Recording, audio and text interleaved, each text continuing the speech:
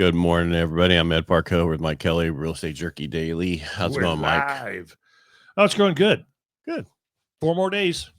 Oh, your surgery. My surgery, boy. Yeah, so it's going to be a couple weeks of just facts. Yeah, just the facts. Just the facts, ma'am. So it'll go quickly. Just the facts, Jack. Well, then I don't have to cut it up much. I can just do. Yeah, you won't have to cut out all the diatribe from me. Oh, there he goes. Extra stuff. There he is. All the extra stuff. All right. You have anything? No. Right. I looked in earnest this morning. It looks like the stock and the Dow is up 477 points right now. Yeah, that's nice. Well, that's all because of Friday, the BLS jobs report, the way it came out, and then the tariff that's going on. Right. And people are like, well, everybody's like, well, I think there should be an investigation about Trump for firing the BLS report person. I don't, because people go statistics. Yeah. Well, here's the thing. Everybody's like, well, they don't even do anything. They just look at it when it's, well, there's your problem. Yeah. If I was a captain of a ship and people messed up underneath me, who do you think they let go because of that? The captain of the ship. Yes. Yeah. Yes. Yeah. You gotta have. You're responsible for your people. Well, and I read that they're talking. There's going to be some cuts here coming real soon at the Fed level. Well, I'll get into that one. I knew you had news on that. So, don't take out my thunder. I'm not thundering your takeaway. Well, but back to what were you talking about just then? Before the Fed BLS. Yeah. So. Remember, for over a year, they had to redo the numbers down when Biden was in, every single time, and then constantly go back and make changes and cut them down. That's the problem. Yeah. They need to find a better way to do it. And if you're the head of it, and why don't you find better ways? Let's put some AI in there. Let's do something else and show. But now Trump can put his own person in there like they do anyway. Yeah. And then, as you stated, one of the Fed people are Erica. No, it's a BLS commissioner that was fired, fired by President Trump. But I was saying, there needs to be an investigation into that. No, there doesn't need to be an investigation into that. That's his right to be able to fire them, according to the Supreme Court. Right. There we go. Yeah. You said you could do what you want because you're the president. Yeah, that's your department. That's how we wrote it up to begin with. Fed Governor Andrea Kruger. Fed Governor. That's one of them. Oh. There's many of them. Gotcha. Is stepping down August 8, nearly 1.5 years early. She was appointed by Biden in 23, and she actually has until 26, but she's leaving early. This gives Trump a chance to shift the Fed's direction at home of Jerome Powell's term. Yeah. And he made this good appointment. The question is, who could this be, and who would be the next Fed chair? Because usually there might be somebody that's on the board that gets moved up, but we don't know. I don't know. But I mean, now that you have those two dissenters last week, and then with everything that's coming out, it's like, maybe we should have lowered already. But anyway, let's get into. Are they right? They could be. Yeah. Or they could be wrong. 50-50 chance. That's right. They all do. And most of the time they're wrong. Yeah. Let's see here. What else do I have? I don't care about rates right now because rates did improve. So rates are better. The 10-year is sitting at 4.2178. Remember, that was as high as like 4.4 something in the last couple of weeks. Exactly. So it's going the right way. We're up another 6 basis points. That means rates improved a little bit more today. They improved on Friday. Nice. Yeah, not major, but a little bit. And again, rates are all subject to your FICO score. Yeah. Period. Risk related. That's right. They went to risk-based pricing many years ago. What's risk-based pricing? Well, if you suck as your FICO, you got a big risk. Right. All right. So right now, let's talk about inventory. Nationwide inventory rose to 865,620 from 860,426. So it's up 5,195. I think last week we were at like 3,000 or something like that. Cool. Same week in 2024, 683,738. There's about an extra 200,000 homes on the market. Average. All right. Price cuts What do you think price cuts are in 2025? How much percentage Oh, of listed prices are price cuts? Wait. What's the question? Homes that are put on the How many market, homes listed, are being listed and then being reduced? Yeah, exactly. That's the question. So in 2024, there was 39% of them, and 23 I would say was we're 33. approaching 50%. We're probably in the 40s. We're still 41.7. Okay, but it's still, that's a lot more than normal. Yeah. And so please price it right. Please, I can't talk. Please price correctly. Yes, and maybe a little lower. I'm going to tell you something. Looking at the past, because that's our barometer for pricing homes. You sound like the Fed. I do sound like the Fed a little bit, but that's our barometer. We're going to have to adjust for this market that's reducing all the time. So maybe start a little bit lower. I always like to start below the highest comp or the highest couple comps and have the market move it upward. Well, market's not moving it upward anymore. So I think we've reached a peak for a while. So start even a little bit lower. Well, remember, June and July, it's the top of the horseshoes. Yep. Right. Yeah. So going forward, we're going to sell homes, but we're not going to sell supposedly the peak that you do May, June, and July. Right. And into August. Yeah. So there will be less. However, with the lowering rates and stuff, it should, because I mean, our July was horrible. Worse in 13 years. It'll spur things on, I think. OPEC, this is off subject, but it will help everything else eventually.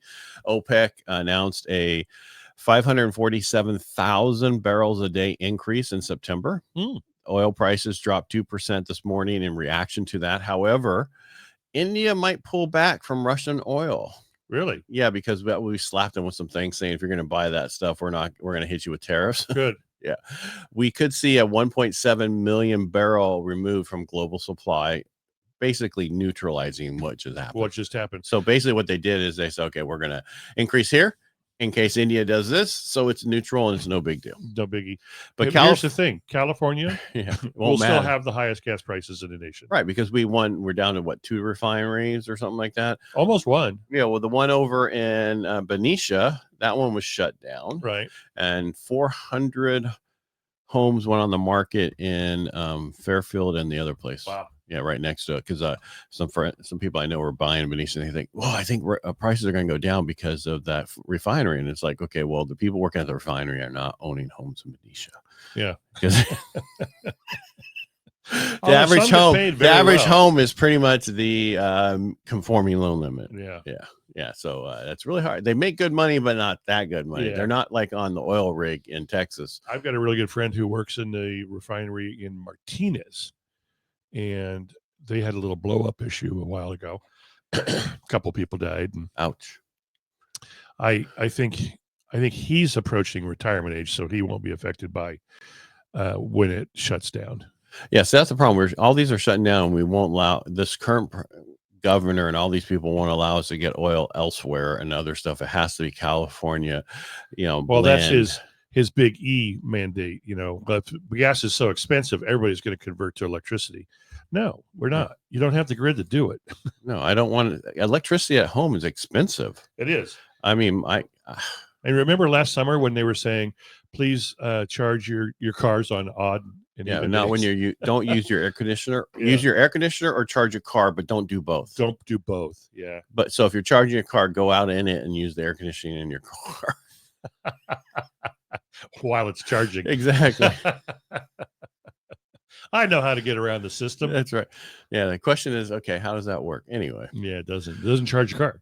No. Is that how that works? You're using the power as you put it in. What else is going on? That's about it. I mean, it's a light day. We have Tuesday, Wednesday, Thursday. So Tuesday of ISM Services Index, and Wednesday mortgage application data and 10-year bond auction. Now, this is not like last week, jobs week. Next week will be. I think next week will probably be inflation again. Oh, darn it. I'm going to be laying flat. Thursday, initial jobless claim, production, labor cost, 30-year bond auction. Again, a lot of this stuff is not really going to move the market. However, what Trump says, Fed does, all that stuff could move the market. I still think that you're better off getting that house now and waiting for a refinance. I went through a few different scenarios over the weekend with people. Yeah. Because they're like, well, should I sell my house or should I buy the other house first?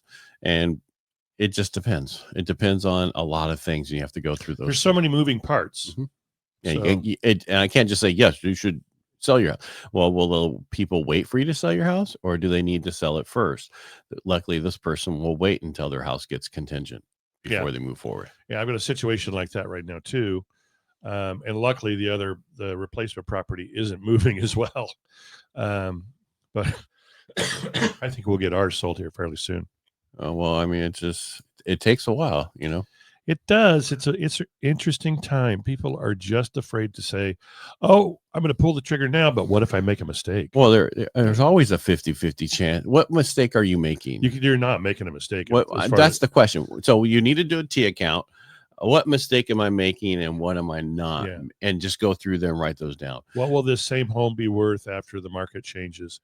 A lot more than what I'm paying for now. Well, the question is going to be where the rate, and then you can always refinance the rate, but if the volume increases because of rate, which eventually it will, because it always does. Yep. As soon as rates come down, all we need to do is get in the lower sixes for a few months, and it's off to the races again. Right. And if we keep going the way we're going, we will be there. Yep. And everything will go, I told you so. Yeah. It only took us 4 years. And they're like, damn, now I can't even get a contract accepted. Right. Yeah. Yeah. Luckily, VA is 45% more of the market right now, and people are taking them. But I still don't understand why people are not using the short form VA pest report when they do that. I don't care what you guys do with the pests and everything else, but the short form needs to go to the lender. If that lender, our broker like myself, if they're not using that, you need to change companies. Yeah, and I think mostly most people don't know about it.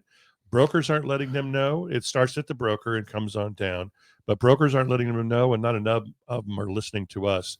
But yeah, you have to use that short form in any VA transaction, period. I mean, and if you use it's in conjunction with the full form. Right. It's not like you're hiding anything. No. VA doesn't want to know about any of that stuff. They only care about active pests. And if the appraiser doesn't call for anything, whatever you guys find out and do all this stuff, what it does, it gets rid of, well, the toilet was a little loose. Yeah. All we got to do, that's a section 2 items. That's health and safety, because we don't want our veteran to fall off the toilet. That would be the shits. But that's those little stuff you don't have to deal with. We can go all the way through, because a lot of us do our docs are pre-funded. Right. So that means we have no closing funding conditions, none of that stuff. We can't wait for the clearance at the end and 3 days before. No, we're already past that point. That's why we want the short form VA, period. It just makes our life easier. Whatever you guys work out and do, we don't care. Just keep doing it. You get both reports. They go, here's your regular pest report, and here is your VA if you request it. Yeah. Now, not all companies do that, but there are a couple in our area that does. And just reach out to myself, Mike, or somebody else in your office. Even Mike McClanahan. In your office, they'll know. Yeah. And thankfully, a majority of people use the one that we use, that always does the short form in the VA transaction. Well, if you just ask them, they'll do just it. Have to ask them. And they work here, Tuolumne County, Calaveras County, all over the place. Yeah, and that I have to use them in Tuolumne. I mean, you have to do it in Tuolumne County, because any low board, and if you got a deck issue, wait till winter. Yeah. So you can't see it. That's right. Disclose it. Yeah, everybody. Don't hide it from the people buying, but we don't need to know about it. Right. Fix it later.